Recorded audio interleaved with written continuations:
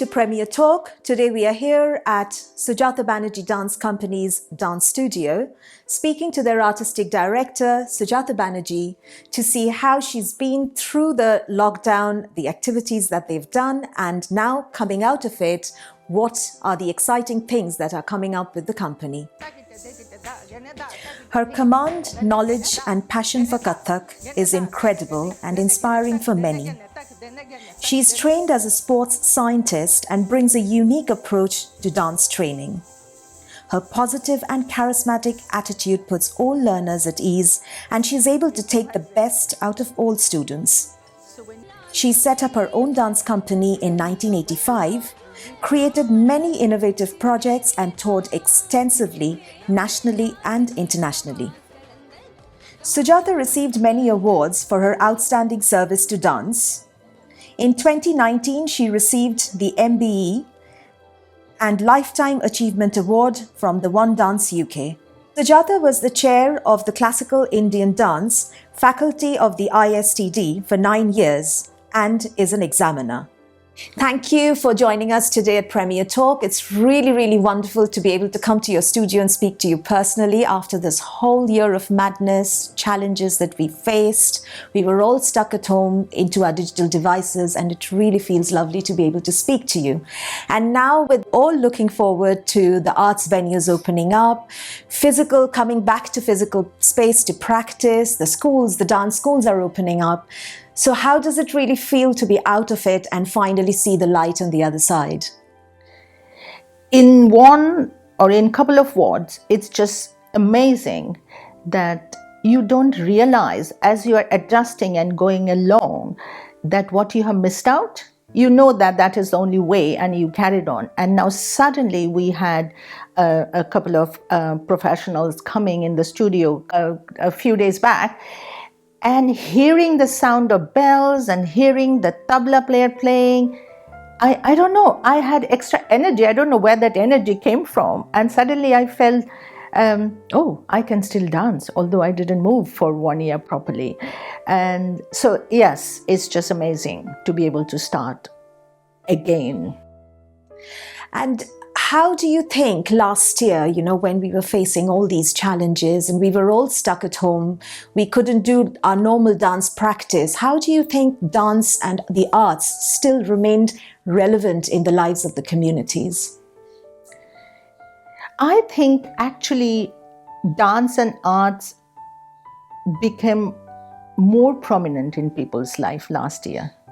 People actually watched more, participated in more events, and I think it kept people going. At the same time, there were more happening, for sure. I don't know how you feel, but I feel there were more happening, and obviously there was an audience, and that's why there was more happening, and everybody was organizing various events because it was possible for anybody with really little cost or no cost to organize things. So people had lots. Sometimes it felt like too much, that there were lots of things happening. So I think visibility of arts, I don't think there was a problem on that.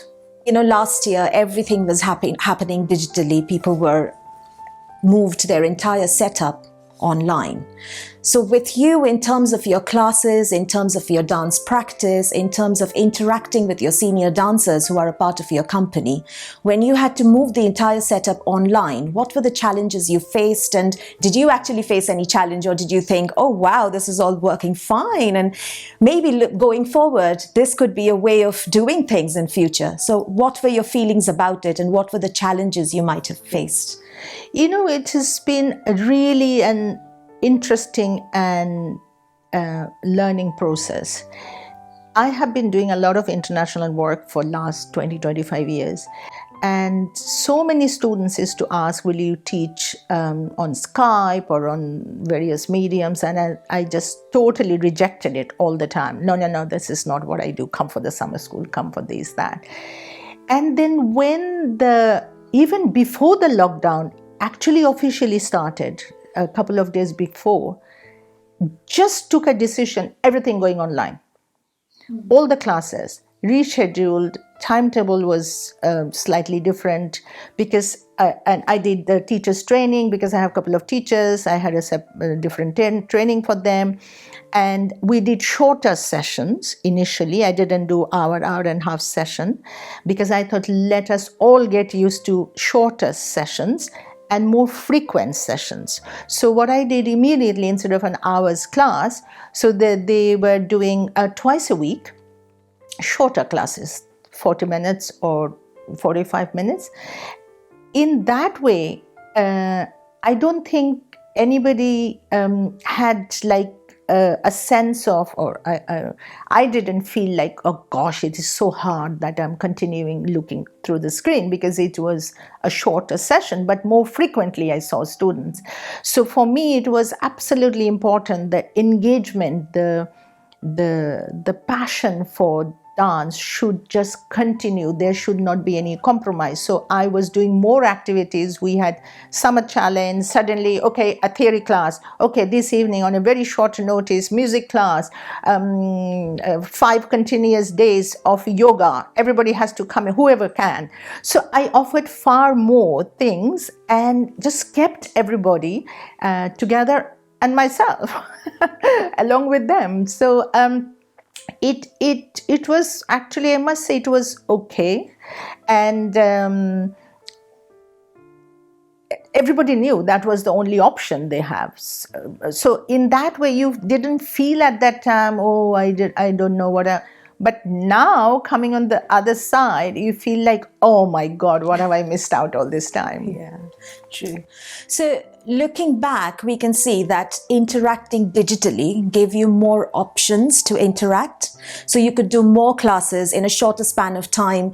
You could come up with different activities. You could interact with more people internationally and worldwide. But when we actually talk about the dance, do you think dance is something that can be passed on to your students the way you exactly want through a digital device? Is it the same sort of experience? No. The real is real and virtual is virtual. Let's not even try to mix them. And but moving forward, actually, I have decided, maybe in a year's time I'll change my mind or I'll have a different decision, that I'm not going to have every Saturday everybody coming, or Sunday, or whichever day their classes are, that every week they come. I would make my class in such a way, and the teaching material, the content, what I'm delivering, in such a way that if it needed more explanation, more music, more this or certain things, I would do one day like online, and then maybe the next day they would come. Mm-hmm. Okay, so I want to use this experience and keep some of it. Yeah, but when you see real person and you see the angle, okay, the turnout has to be 60 degree and it's not the feet, that you see the totality of it. And I'm very, very particular about, the details of it. Those you cannot do definitely online. So far, we've been talking about Sujata Banerjee, the teacher, and the teaching angle of it through lockdown. Now, if I ask you about your company, Sujata Banerjee Dance Company, where you deliver professional performances and you take your company abroad, or you're performing everywhere in the UK, in terms of your performance space, what were the activities that you came up with last year where you were still out there, still reaching out to your audience, but through a digital space? So if you could talk us through a few events that you did online during lockdown. We actually did too many last year, like probably most artists.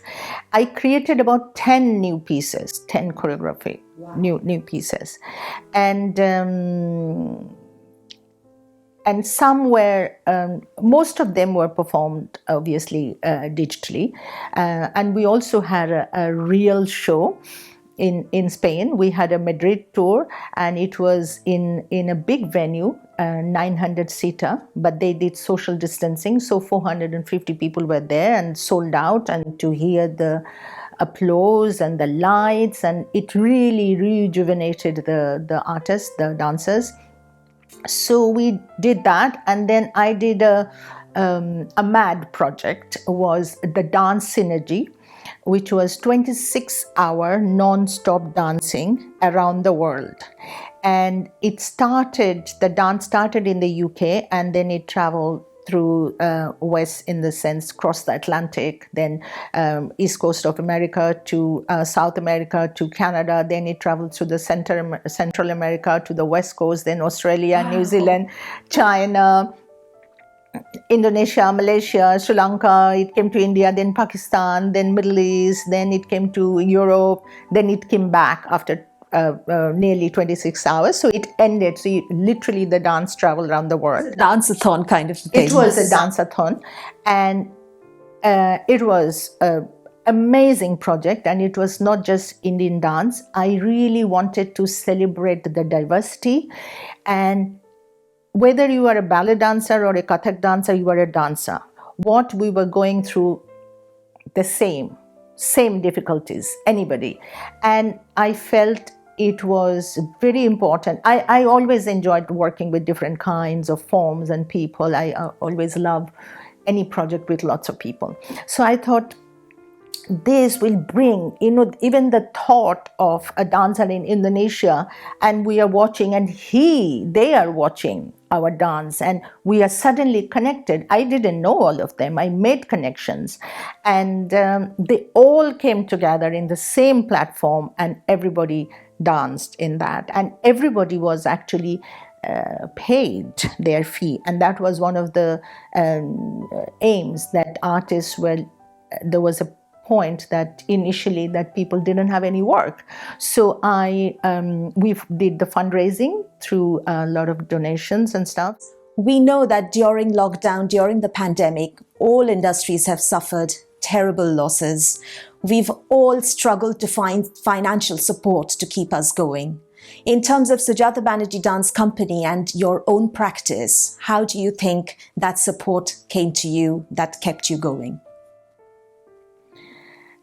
We did not actually try to apply to any funding bodies or anything.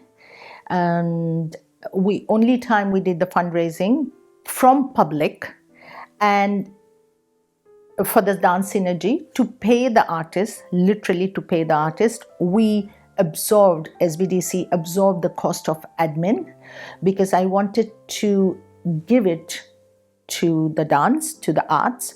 And in that way, I feel very proud as an artist that we could, at grassroots level, would keep everybody engaged, and we are absolutely committed so that they stay there. Their passion, their interest, their talent, their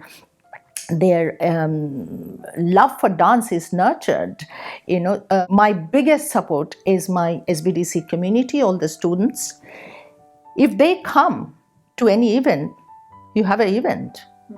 Right, so they came to all events. They supported in that way, and there you go. We did a lot, and we have the exams coming up. We kept the ICD exams going on, so that's in the beginning of June, and then we have a couple of performances, which everybody is like, is it real happening? Mm-hmm. So everybody got excited. We have a performance, hopefully, because it's outdoor. Hopefully.